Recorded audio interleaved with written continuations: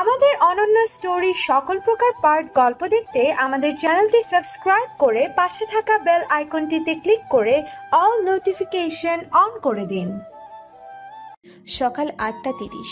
নূর চোখ খুলে আজকেও নিজেকে আদিত্যের খোলা বুকে পেল। আদিত্য নূরকে আষ্টে পৃষ্ঠে বুকের ভেতর জড়িয়ে ধরে ঘুমিয়ে আছে।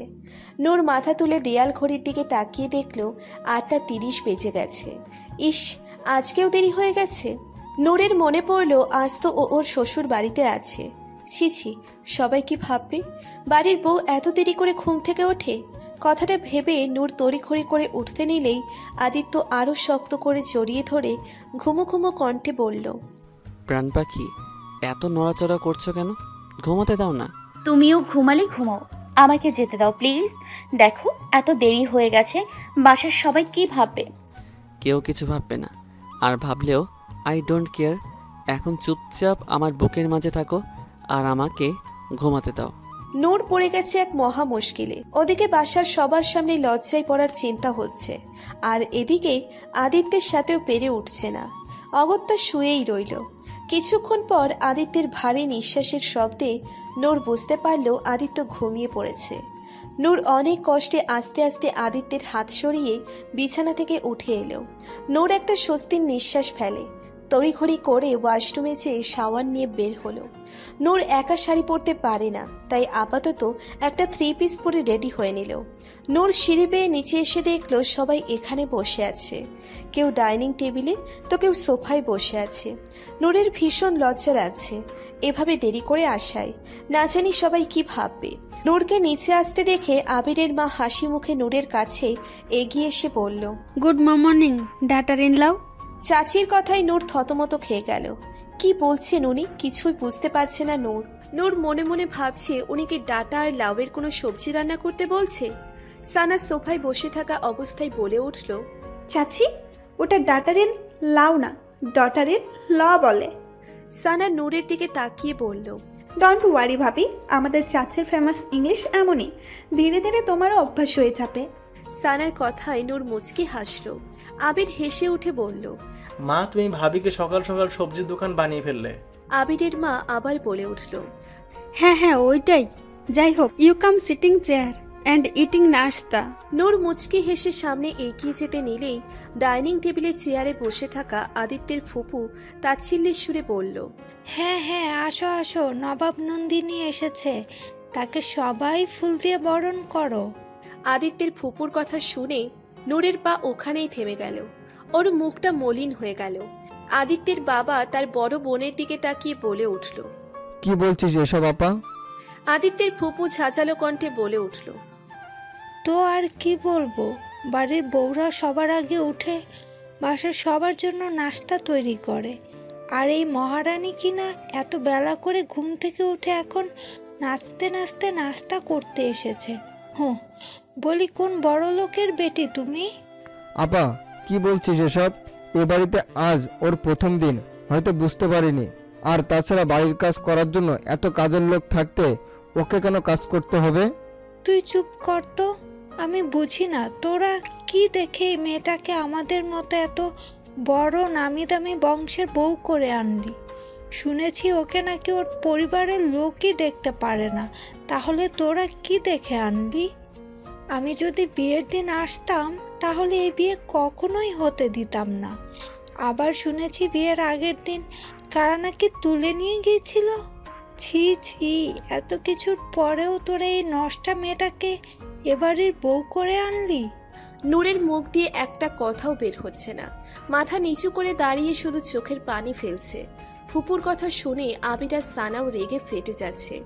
আবির চোখ মুখ শক্ত করে কিছু বলতে যাবে, তখনই ওর মা চোখের ইশারায় মানা করলো, কারণ সে চায় না আবির রাগের বশে ফুপুর সাথে বেয়াদবি করুক।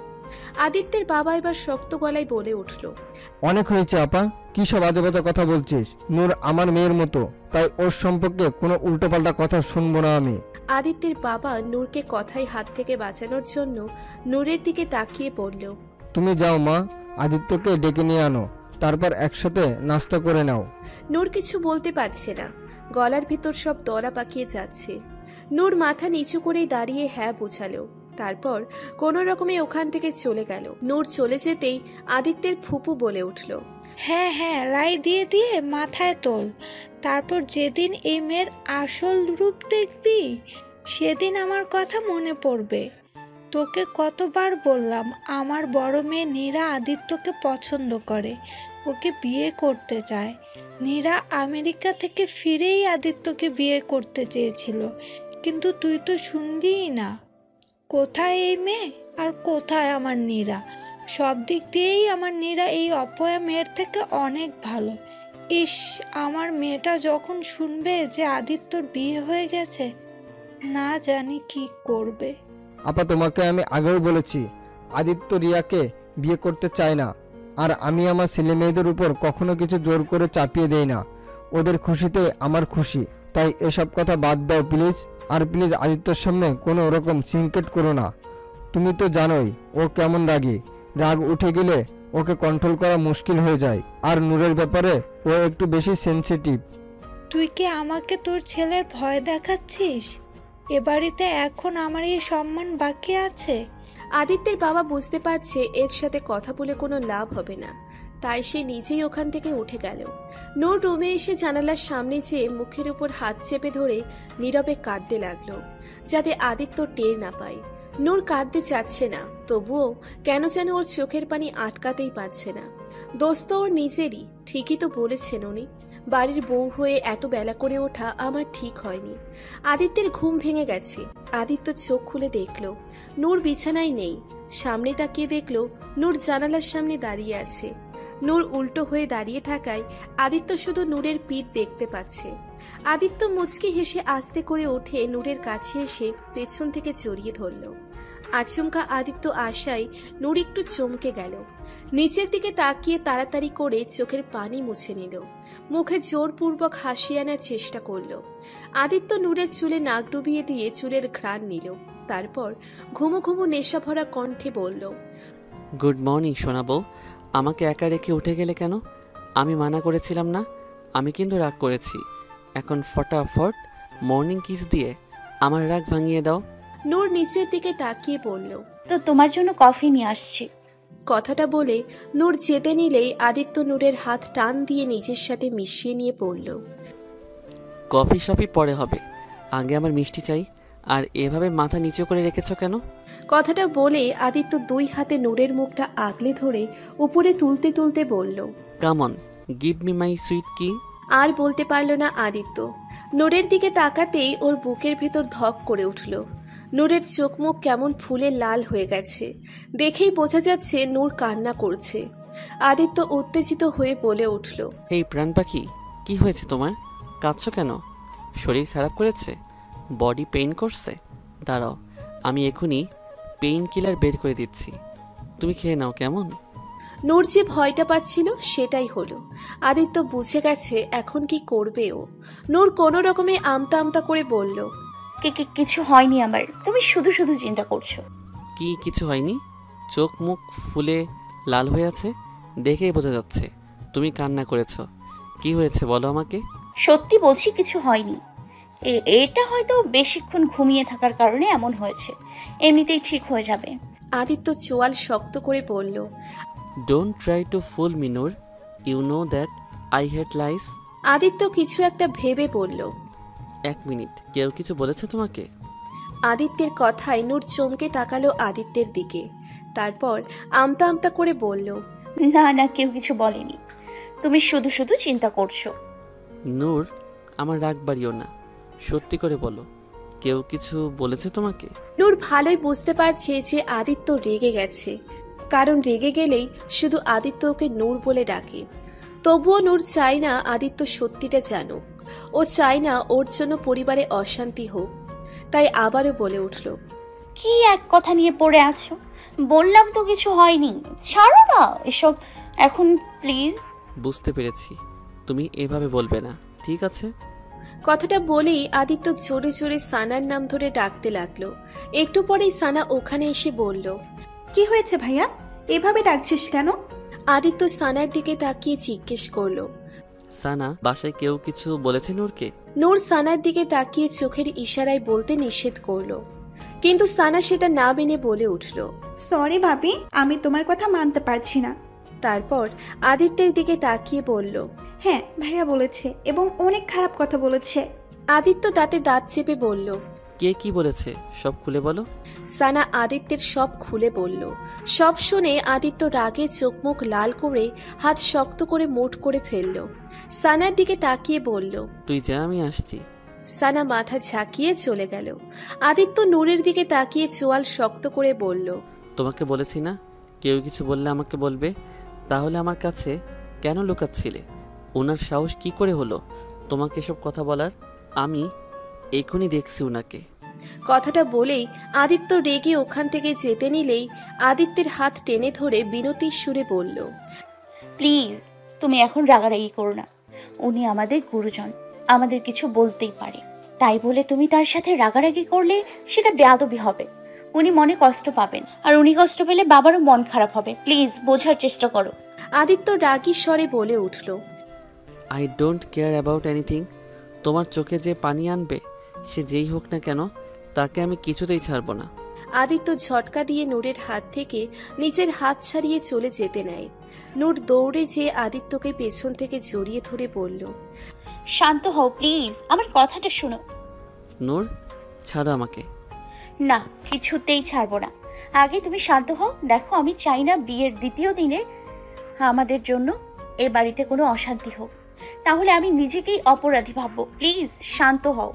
আদিত্য নূরের কথায় ভ্রুক্ষেপ না করে রাগী স্বরে বলে উঠল, তোমার কোনো দোষ নেই নূর, তাই শুধু শুধু এসব কথা বলে আমাকে আরও রাগিও না। এখন ছাড়ো, যেতে দাও আমাকে। না, ছাড়বো না। নূর, ছাড়ো বলছি। কিছুতেই না। আদিত্য এবার রাগের বশে জোর করে নূরের হাত দুটো এক ঝটকায় ছাড়িয়ে নিল। নূর টাল সামলাতে না পেরে নিচে পড়ে গেল। নিচে পড়ার সময় নূরের এক হাত খাটের কোণার সাথে বাড়ি লাগে। নূর ব্যথায় হালকা কোকিয়ে ওঠে। আহ! মনে মনে ভাবছে। নূরের আর্তনাদ শুনে আদিত্য চমকে উঠে পেছনে তাকিয়ে দেখে নূর ব্যথা পাওয়া হাতটা আর এক হাত দিয়ে ধরে চোখ খিচে বন্ধ করে বসে আছে। আদিত্য দৌড়ে যেয়ে নূরের সামনে বসে দুই হাত দিয়ে নূরের মুখটা আগলে ধরে উত্তেজিত হয়ে বলল, কি হয়েছে প্রাণ পাখি? কোথায় লেগেছে? আই এম সো সরি প্রাণ পাখি, সো সরি। আদিত্য নূরের ব্যথা পাওয়া হাতটা নিজের হাতে নিয়ে পাগলের মতো বলল, ইস, কত লাল হয়ে গেছে। আমার জন্য আমার প্রাণ পাখিটা ব্যথা পেল। আমার নিজেকে মেরে ফেলতে ইচ্ছে করছে। I am so sorry, so sorry. তুমি কেন আমাকে আটকাতে গেলে? কত ব্যথা পেয়ে গেলে। এখন আমি কি করব? আদিত্যের এমন পাগলামি দেখে নূর দুই হাত দিয়ে আদিত্যের মুখটা আগলে ধরে আদিত্যকে শান্ত করার জন্য বলে উঠল, হুশ, শান্ত হও প্লিজ। দেখো, আমার কিছু হয়নি, আমি ঠিক আছি। কিচ্ছু ঠিক নেই। দেখো তুমি কত ব্যথা পেয়েছো। সব আমার জন্য হয়েছে। আমি খুব খারাপ হাজবেন্ড। বিয়ের দ্বিতীয় দিনই নিজের বউকে আঘাত দিয়ে ফেললাম। নূর হালকা শাসনের সুরে বলল, একদম আমার হাজবেন্ডকে খারাপ বলবে না। আমার হাজবেন্ড দুনিয়ার বেস্ট হাজবেন্ড। আদিত্য নূরের দিকে মায়া ভরা চোখে তাকিয়ে নূরকে জড়িয়ে ধরল। একটু পরে আদিত্য কিছুটা শান্ত হয়ে নূরের হাতে অয়েন্টমেন্ট লাগিয়ে দিচ্ছে। নূর নরম স্বরে বলল, তুমি প্রমিস করছো তো যে তুমি ফুপিকে কিছু বলবে না? আদিত্য নূরের দিকে তাকিয়ে বলল, তুমি চাও আমি ফুবিকে কিছু না বলি, তাই তো? ওকে ফাইন, তাই হবে। আই প্রমিস, আমি ফুবিকে কিছু বলবো না। নাও হ্যাপি? নূর মুচকি হেসে আদিত্যকে জড়িয়ে ধরে বলল, অনেক হ্যাপি। আদিত্য নূরকে জড়িয়ে ধরে কিছু একটা ভেবে বাঁকা হাসি দিল। আদিত্য ফ্রেশ হয়ে কিছুক্ষণ পরে নূরকে নিয়ে নিচে আসতে লাগলো। সিঁড়ির কাছে এসে আদিত্য হঠাৎ নূরকে কোলে তুলে নিল। আচমকা এমন হওয়ায় নূর একটু থতমত খেয়ে গেল। আদিত্যের দিকে তাকিয়ে বলল, কি করছো তুমি? নিচে সবাই বসে আছে, ফুপিও ওখানে বসে আছে। সবাই কি ভাববে? নামাও প্লিজ।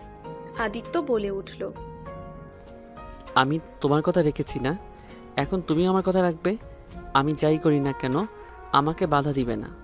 কথাটা বলে আদিত্য নূরকে কোলে নিয়ে সিঁড়ি বেয়ে নিচে নেমে এলো। নূর আর কি করবে? ও জানে আদিত্যের সাথেও পারবে না, তাই চুপ করে রইল। ওদের দেখে আবির আর সানা মিটিমিটি হাসছে। আদিত্যের ফুপু ওদের এভাবে দেখে চোখ বড় বড় করে ফেলল। আদিত্য সেদিকে পাত্তা না দিয়ে নূরকে নিয়ে সোজা ডাইনিং টেবিলের চেয়ারে বসিয়ে দিল। তারপর নিজে ওর পাশে বসে পড়ল। নূর লজ্জায় কাচমাচু হয়ে বসে রইল। এসব দেখে আদিত্যের ফুপু বলে উঠল, এসব কি হচ্ছে? ছি ছি ছি ছি, লজ্জা শরম কি তোরা বেঁচে কিনে খেয়েছিস? আদিত্য ওর ফুপুর কথার কোনো ভ্রুক্ষেপই করছে না। মনে হচ্ছে যেন এখানে আদিত্য আর নূর ছাড়া অন্য কেউই নেই। আদিত্য ওর ফুপুকে পুরোপুরি ইগনোর করে দিয়ে প্লেটের নাস্তা বের দিল। তারপর চামচে করে খাবার নিয়ে নূরের মুখের সামনে ধরে আদুরি গলায় বলল, নাও প্রাণ পাখি, খেয়ে নাও। কত বেলা হয়ে গেছে, এখনো না খেয়ে বসে আছো কেন? তুমি জানো না তোমার খাবার দাবারের ব্যাপারে অনিয়ম আমার একদম পছন্দ না। নূর বেচারি পড়ে গেছে এক মহা মুশকিলে। লজ্জায় এখানে বসতেও পারছে না, আবার আদিত্যের ভয়ে উঠে যেতেও পারছে না। নূর আদিত্যের দিকে তাকিয়ে ভীতু স্বরে বলল, আমি একাই খেয়ে নিচ্ছি, তো তোমার খাওয়াতে হবে না। কেন? তুমি হাত দিয়ে কেন খাবে? আমি যখন বলেছি তখন আমার বউকে আমি খাওয়াবো, বুঝেছ? এখন কথা না বলে খেয়ে নাও। নূর আর উপায় না পেয়ে আদিত্যের হাতেই খাবার খেতে লাগলো। এসব দেখে আবির আর সানার হাসি আটকে রাখা কঠিন হয়ে গেছে। ওরা ভালোই বুঝতে পারছে যে আদিত্য এসব ফুপুকে জব্দ করার জন্য করছে। এদিকে আদিত্যের ফুপু এসব দেখে রেগে গিয়ে বলে উঠল, আদিত্য, কি হচ্ছে এসব? আমি যে এখানে বসে আছি সেটা কি তোর চোখে পড়ছে না? এই বেশরম মেয়ের পাল্লায় পড়ে তুই নিজেও বেশরম হয়ে গেছিস। কথাটা শোনার সাথেই আদিত্যের পায়ের রক্ত মাথায় উঠে গেল। রাগে কপালের রগ ফুলে উঠল। নূরের খুব ভয় লাগছে, না জানি আদিত্য রেগে গিয়ে কি কাণ্ড করে বসে। আদিত্য নিজের হাত শক্ত করে মুঠো করে চোখ বন্ধ করে নিজের রাগ কন্ট্রোল করার চেষ্টা করলো, কারণ ও নূরকে কথা দিয়েছে যে ওর ফুপুকে কিছু বলবে না। আদিত্য ওর ফুপুর কথার উত্তর না দিয়ে নূরের দিকে তাকিয়ে শান্ত সুরে বলল, কি হলো, তুমি খাওয়া বন্ধ করলে কেন? কে কি বললো সেটা শুনে তুমি মন খারাপ করে চুপ করে থাকবে কেন?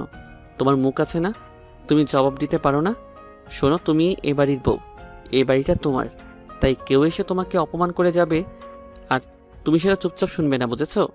তুমিও তার মুখের উপর জবাব দিয়ে দিবে। আদিত্যের ফুপু বলে উঠল, কি বলতে চাচ্ছিস তুই? এই বেশরম মেয়েটা নিশ্চয়ই তোর কান ভরেছে, তাই না? আদিত্যের চরম রাগ হলেও ওর ফুপুর দিকে একবারও তাকাচ্ছে না। ফুপুকে পুরোপুরি ইগনোর করে দিয়ে নূরের দিকে তাকিয়ে বলল, কেউ যখন তোমাকে বলবে তুমি ঘুম থেকে দেরি করে উঠলে কেন, তুমি তখন বলবে যে এটা আমার বাড়ি, আমার যখন মন চাইবে তখন ঘুম থেকে উঠব, এতে কেউ কিছু বলতে পারবে না। কেউ যখন তোমাকে নষ্টা মেয়ে বলবে তখন তুমি তাকে বলবে যে নষ্টা মেয়ে তাদের বলে যারা ছোট ছোট কাপড় চোপড় পরে ঘুরে বেড়ায়, ক্লাবে যে মদ খেয়ে মাতাল হয়ে পড়ে থাকে, হাজারটা ছেলেদের সাথে ফিজিক্যাল রিলেশন করে বেড়ায়, আর শেষমেশ সমাজে নিজের স্ট্যাটাস আপডেট করার জন্য নিজের মামাতো ভাইকে বিয়ে করার ফোন দিয়ে আটে, তাদের বলে নষ্টা মেয়ে। আদিত্যের ফুপু ভালোই বুঝতে পারছে যে আদিত্য ওনার মেয়ে নীরার কথাই বলছে। আদিত্যের ফুপু রেগে উঠে বলল, অনেক হয়েছে আদিত্য, তুই কিন্তু আমাকে অপমান করছিস। এই সামান্য মেয়ের জন্য তুই আমাকে অপমান করছিস। আদিত্য আবারও ওর ফুপুকে ইগনোর করে দিয়ে নূরের দিকে তাকিয়ে বলল, শোনো, যে তোমাকে অপমান করবে, তোমার সম্মান করবে না, সেও এ বাড়িতে অপমানই পাবে, কারণ তুমি কোনো সামান্য মেয়ে না, তুমি সাদমান শাহরিয়ার আদিত্যর বউ, তুমি আমার জান, আমার গর্ব। তাই তোমাকে কেউ কষ্ট দিলে আমি তাকে কখনোই ছেড়ে দেব না, কখনোই না। তোমাকে একটা উদাহরণ দেখাই, তোমার মনে আছে নবীন বরণ উৎসবের কথা? সেদিন তোমার সাথে ওইসব অ্যানি করিয়েছিল। আদিত্যের কথায় নূর চমকে গেল। হ্যাঁ, ঠিকই শুনেছ, অ্যানি এসব করিয়েছিল, এবং তার জন্য আমি তাকে কি শাস্তি দিয়েছি জানো? নূর মাথা নাড়ালো, মানে সে জানে না। আদিত্য আবিরের দিকে তাকিয়ে বলল, আবির, ওই ভিডিওটা দেখাতো তোর ভাবিকে। আবির মাথা ঝাঁকিয়ে বলল, হ্যাঁ হ্যাঁ ভাই, এখনই দেখাচ্ছি। আদিত্য কিছু একটা ভেবে বলল, এক কাজ কর, টিভিতে ইউটিউব থেকে দেখা, তাহলে আমরা সবাই দেখতে পারবো। আবির মাথা ঝাঁকিয়ে টিভিতে ভিডিওটা চালু করে দিল। ভিডিও দেখে নূর হতভম্ব হয়ে গেল। আদিত্য বলে উঠল, তোমার সাথে যে খারাপ ব্যবহার করবে আমি তার হাল এমনই করব। এসব দেখে আদিত্যের ফুপুর এবার ভয়ে গলা শুকিয়ে আসছে, মুখ দিয়ে আর কোনো কথাই বের হচ্ছে না। আদিত্যের রাগ সম্বন্ধে তার জানা আছে। একটু পরে নাস্তা শেষে আদিত্য আবারও নূরকে কোলে তুলে নিল। তারপর সিঁড়ি বেয়ে উপরের দিকে যেতে লাগলো। আবির ওদের দেখে শীষ বাজিয়ে উঠল। নূর আদিত্যের দিকে তাকিয়ে বলল, এসব কি হলো নিচে? কি হবে, তুমি যা দেখলে তাই হলো। তুমি কিন্তু আমাকে প্রমিস করেছিলে। হ্যাঁ, তো আমি প্রমিস রেখেছি। তুমি বলেছিলে আমি যেন ফুবিকে কিছু না বলি। তো দেখো, আমি আমার কথা রেখেছি। আমি ফুবিকে কিছুই বলিনি, যা বলার তোমাকে বলেছি। এখন এতে যদি কারোর খারাপ লাগে তাতে আমার কি করার আছে বলো? নূরের বুঝতে বাকি নেই যে এই লোকের সাথে ও কখনোই পারবে না। আদিত্য দুষ্টু হেসে আবার বলল, এসব কথা বাদ দাও। তুমি কিন্তু আজকে আমার মর্নিং কিস দাওনি, তাই রুমে যেয়ে আগে আমার পাওনা বুঝিয়ে দেবে। আদিত্যের কথায় নূর লজ্জায় আদিত্যের বুকে মুখ গুজে নিল। রাত 10টা। ডিনার শেষে বড়রা বাদে বাকি সবাই সোফায় বসে আড্ডা দিচ্ছে। আদিত্য আর নূর পাশাপাশি বসে আছে। আবির নানা রকমের ফানি কথা বলছে আর হাসাহাসি করছে, কিন্তু আদিত্যের এসব একদম ভালো লাগছে না। ও তো শুধু কখন নূরকে নিয়ে রুমে যাবে সেই অপেক্ষায় বসে আছে। তবে নূরকে সেটা কিভাবে বোঝাবে? সে তো দিব্যি ওদের সাথে আড্ডায় মজে আছে। মনে হচ্ছে সারা রাত এখানেই বসে থাকার প্ল্যান করেছে। আদিত্য সবার নজর এড়িয়ে নিজের ডান হাতটা পেছনে দিয়ে নূরের কোমরে স্লাইড করতে লাগলো। সাথে সাথে নূর কেঁপে উঠল। সবার সামনে বেশি নড়াচড়াও করতে পারছে না। নূর সবার দিকে তাকিয়ে জোরপূর্বক একটা হাসি দিয়ে দাঁতে দাঁত চেপে বিড়বিড় করে আদিত্যকে বলল, কি করছো? সবাই এখানে আছে। আদিত্য এক পাশ থেকে নূরের দিকে হালকা ঝুঁকে বিড়বিড় করে বলল, তাহলে চলো রুমে, ওখানে কেউ নেই। কথাটা বলে আদিত্য উঠে দাঁড়িয়ে সবার উদ্দেশ্যে বলল, গাইস, আমার অনেক ঘুম পাচ্ছে, আমি রুমে গেলাম ঘুমাতে। Good night. সবাই আদিত্যের মতলব ভালোই বুঝতে পারছে, তাই আবির দুষ্টু হেসে বলে উঠল, হ্যাঁ ঠিক আছে, তুই যা, ভাবি তো আছে আমাদের সাথে, ভাবি থাকলেই চলবে। আমরা আজকে সারা রাত আড্ডা দেব। কি ভাবি থাকবে না আমাদের সাথে? নূর পড়ে গেছে এক ফ্যাসাদে। কি বলবে ভেবে পাচ্ছে না। আদিত্য রুমে যেতে বলছে আর এরা এখানে থাকতে বলছে, কোনটা করবে এখন? নূর জোরপূর্বক একটা হাসি দিয়ে বলল, হ্যাঁ, কেন নয়। এদের কথা শুনে আদিত্যের কাশি উঠে গেল। কাঁচতে কাঁচতে চোখের ইশারায় নূরের দিকে চোখ গরম করে তাকালো, যেন ও তাড়াতাড়ি রুমে চলে আসে। আবির আদিত্যের দিকে তাকিয়ে বলে উঠল, কিন্তু তুই এখানে দাঁড়িয়ে দাঁড়িয়ে যক্ষার রোগী হচ্ছিস কেন? তুই না বলে ঘুমাতে যাবি, তো যা। আদিত্য কোনো রকমে কাশি থামিয়ে বলে উঠল, হ্যাঁ যাচ্ছি। আর তোদেরও এত আড্ডা দিতে হবে না, অনেক রাত হয়েছে। যা রুমে গিয়ে শুয়ে পড়। আর নূরেরও হয়তো ঘুম পেয়েছে, তাই না নূর? সানা বলে উঠল, কি যে বলো না ভাইয়া, ভাবের মোটেও ঘুম পায়নি, তাই না ভাবি? তুমি আমাদের জন্য আজ একটু সময় দিতে পারবে না প্লিজ ভাবি? নূর জোরপূর্বক হেসে বলল,